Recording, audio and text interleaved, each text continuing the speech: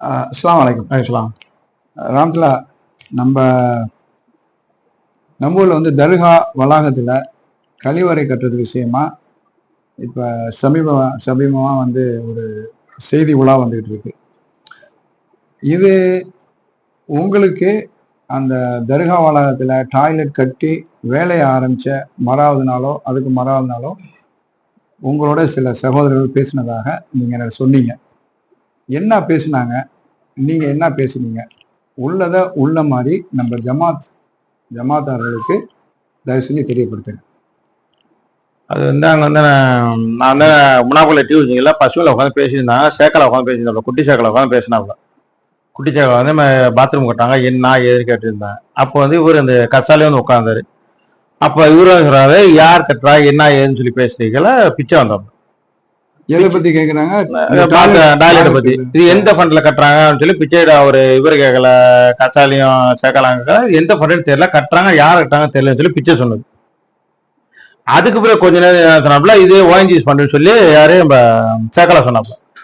அப்போ இவரே சொன்னாரு, கசாலை சொன்னாரு, அவங்க இப்படி ஓஎன்ஜிஎஸ் ஃபண்ட்ல எப்படி அங்கே போய் கட்டலாங்களா? சேக்கலா சொன்னா தனிநபர் பிரச்சனைலாம் எப்படி தனிநபர்ல நம்பிதான் தனிநபர் இதில் இது பண்றாங்கன்னு சொல்லி சேக்கலா சொன்னாப்புல. அது நம்மளுக்கு தேவை, எப்படி ஓஎன்ஜிஎஸ் ஃபண்ட் எப்படி ஊர்ல கேட்காம எப்படி கட்டுறாங்க, ஊருக்கு ஜமாத்தான் கட்டணும் நான் சொன்னது. இல்ல அது சரி வராது, ஓஎன்ஜிஎஸ் ஃபண்ட்ல நான் மினிஸ்டர் பேசுவாங்களே கசாலை கேட்டாரு. இல்ல அதை பத்தி பேசிக்கலாம் தெரியல. இவர் சொன்னாரு, கசாலை சொன்னாரு, பிக்சர் சொல்லி நீ வாண்டியாருக்கு ஃபோன் பண்ணு, ஸ்டே வாங்க ஏற்பாடு பண்ண சொல்லு அப்படின்னு சொல்லி கசாலை சொன்னாரு. ஸ்டே வாங்குறதுன்னா அதை கட்டடத்தை நிப்பாட்டுறதுக்கு ஸ்டே வாங்க சொல்லி கசாலை சொன்னாரு. சரி, நான் சொன்னேன், தர பொது ஓஎன்ஜிஎஸ்ல மினிஸ்டர் சம்மந்தப்பட்ட எப்படி ஸ்டே வாங்க முடியும், நாளைக்கு வந்து கட்சி பிரச்சனை வருமே சொல்றது, அது நாங்க பார்த்துக்கோம் சொல்லி அவங்க பேசி தான் அதை நான் வெளியே அதான் தெரியும். இந்த தகவலை தான் என்கிட்ட வந்து நீங்க சொல்லிட்டு இப்ப அவங்க ஏதோ ஒரு முயற்சி பண்றாங்கன்னா அதுல கொஞ்சம் கவனமாயிருங்க அப்படிங்கிற மாதிரி கூட வேற நின்று போட்டு போச்சுன்னா சரி வரான்னு சொல்லி நான் அவங்கள்ட்ட சொன்னேன்.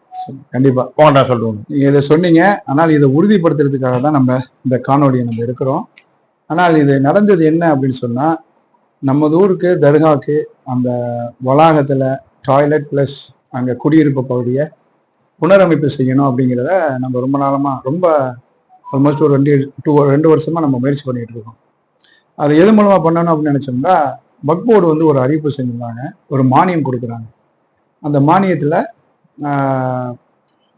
மையவாடியோட சுற்றுச்சுவர், பள்ளிவாசலுக்கு வந்து அடிப்படை வசதியா இருக்கிற டாய்லெட்ஸு, கழிவறைகள் இதெல்லாம் புனரமைப்பு செஞ்சு தரப்படும் அப்படிங்கிற மாதிரி மானியமா கொடுக்குறாங்க.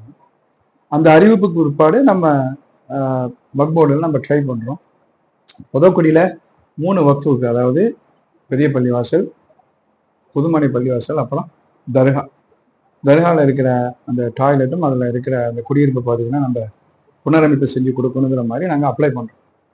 இது அந்த குறிப்பிட்ட காலத்தில் நிறைய ப்ரொசீஜர்ஸ் இருக்குது. அவங்களுக்கு அந்த ஃபார்ம் ஃபில் பண்ணணும், ப்ளூ பிரிண்ட் எடுக்கணும், அந்த மாதிரி எல்லாமே எடுத்து நாங்கள் அப்ளை பண்ணுறோம். அப்ளை பண்ணி அது அப்படியே பெண்டிங்கில் இருந்தது, அது சேங்ஷன் ஆகல. அப்புறம் நாங்கள் கேள்விப்பட்டோம், அது எல்லாமே ஃபண்ட் எல்லாம் முடிஞ்சிருச்சு, எல்லாருக்கும் கொடுத்துட்டாங்க, யார் யாருக்கெல்லாம் சேங்ஷன் ஆகிருக்கோ அவங்களுக்கெல்லாம் அந்த ஃபண்டை கொடுத்துட்டாங்க அப்படின்னு சொல்லிட்டு அப்போ இருந்த சேர்மன் வந்து அப்துல் ரஹ்மான் எம்பி அவங்கள்ட்ட நான் நேரில் பேசும்போது, முடிஞ்சிருச்சு என்ன ரஃபீடின்னு இது என்கிட்ட சொல்லியிருக்கலாம்ன்றாரு. இல்லை நான் சொல்லியிருந்தேன் அவங்கள்ட்ட, பிஸியில் நீங்கள் கவனிக்கல அப்படின்னாரு.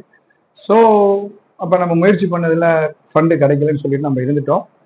அதற்கு பிற்பாடு இன்னொரு அறிவிப்பு ஒன்று வருது. தமிழக முதலமைச்சர் 6 வக்ஃப் நிறுவனங்களுக்கு தர்காவுக்கு தமிழ்நாடுக்குள்ள ஒரு 5 கோடி ரூபாய் அடிப்படை வசதிக்காக அறிவிப்பு செஞ்சிருந்தாங்க அப்படின்னு சொல்லிட்டு நம்ம எஸ்டி சலாவுதீன் எனக்கு ஒரு மெசேஜ் அனுப்பியிருந்தாப்புல, ஒரு ஸ்லைடு ஒன்று அனுப்பினாப்புல.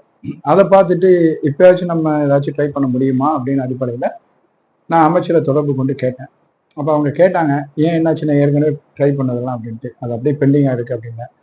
இப்போ என்ன பண்ணணும் நம்மளுக்கு அப்படின்னா, குறைந்தபட்சம் ஒரு கழிவறை, குளியலறை இந்த மாதிரிலாம் பண்ணால் நல்லது. ரொம்ப ரொம்ப ரொம்ப லோ ஸ்டாண்டில் இருக்குது. அங்கே மக்களும் வந்து பல மக்கள் வந்துட்டு போகிறாங்க, அங்கே சுத்தம் சுகாதாரம் ரொம்ப கம்மியாக இருக்குது, இது ரொம்ப அடிப்படையான ஒரு தேவை அப்படின்னு சொன்னதோட ஒன்றும் இல்லைன்னா நான் ஏற்பாடு பண்ணுறேன்னு சொல்லிட்டு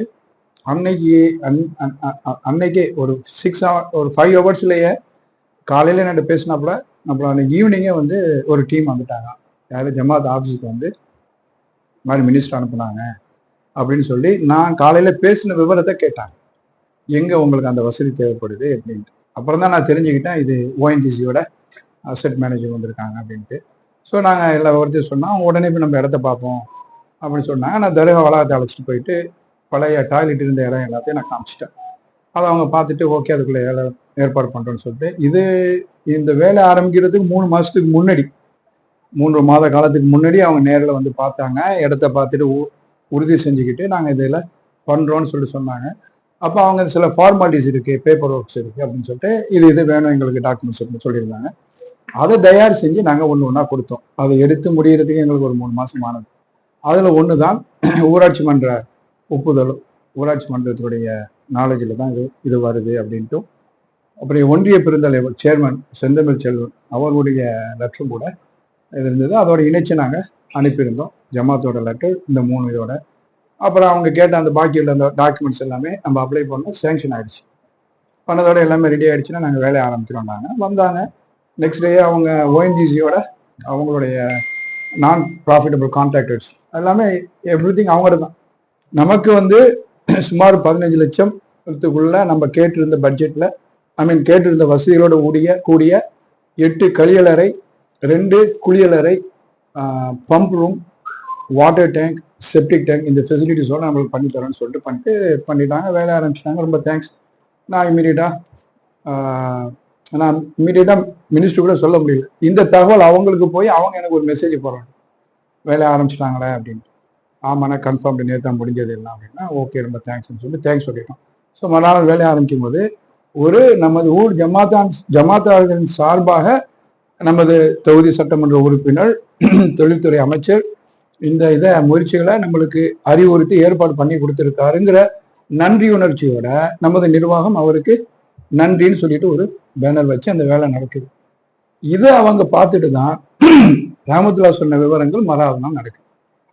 இது வரைக்கும் நம்ம இது எப்படி இந்த திட்டம் செயல்முறைக்கு வந்திருக்குங்கிறது எந்த ஒரு நாலேஜுமே இல்லாம அங்க வேலையை ஆரம்பிச்சதுக்கு பிற்பாடு இவங்க உடனே எப்படி இவங்க வேலையை ஆரம்பிச்சாங்க, யாரு பண்ணாங்க, தனிநபர் ரஃபீதீனுக்கு எப்படி இதுல உரிமை இருக்குங்கிற அளவுக்கு உங்கள்கிட்ட கேட்டிருக்காங்க, அப்படிதானே? அப்ப நீங்களும் சொல்லிருக்கீங்க ஒரு ஜமாத் செக்ரட்டரியா அவரை ஏற்பாடு பண்ணி கொடுக்குறாரு. இது என்ன எங்களுடைய பெரிய கேள்வி என்னன்னா, ஊர் நலனுக்காக நம்ம ஒண்ணு கொண்டு முயற்சி பண்ணி செய்யறதுல தனிநபரா இருக்கிற ஒரு கசாலிக்கோ வேற யாரையாலும் சொன்னீங்களா, அவங்களுக்கெல்லாம் என்ன ஆகும், இதை தடுத்து நிறுத்தணும் அப்படிங்கிறதுல என்ன ஆகும்ங்கிறது எங்களுக்கு புரியல. இது அவங்க என்ன சொல்லியிருக்காங்க ரொம்ப தெளிவாகவே அந்த ரஹமத்துல்லா என்ற சொல்லாப்புல வாண்டையாருக்கு ஃபோன் பண்ணி இதுக்கு ஸ்டே வாங்கணும், இதை தடுத்து நிறுத்தணும் அப்படிங்கிறாங்க. அப்ப இவங்களுடைய எண்ணம் என்ன? இவங்க சுன்னத்துல் ஜமாத் நல சங்கம் அப்படிங்கிற ஒரு பேனர் வச்சுக்கிட்டு அப்ப ஊர்ல நடக்கிறத இல்லாட்டி இந்த நிர்வாகங்கள் செய்யற நல்ல விஷயங்களை இப்படி மறைமுகமா இருக்கிறதும் மக்கள்கிட்ட மறைமாத்தி அவங்க என்னமோ நமது நிர்வாகங்கள்லாம் ஒரு தவறான வழிகாட்டுதலை நடத்திக்கிட்டு இருக்கிற மாதிரியும் இவங்க பரப்புரை செஞ்சுட்டு வராங்க. இது ஜமாத்தர்கள் தெளிவா புரிஞ்சுக்கணும் அப்படிங்கிறதுக்காண்டி தான் சின்ன விளக்கம்.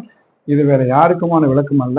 நமது ஜமாத்தார்கள் நமது நிர்வாகம் எந்த மாதிரியான முயற்சிகள் மேற்கொண்டு வருகிறது அப்படிங்கிறது எல்லாருக்கும் தெரியறதுக்கு வாய்ப்பு இல்லை.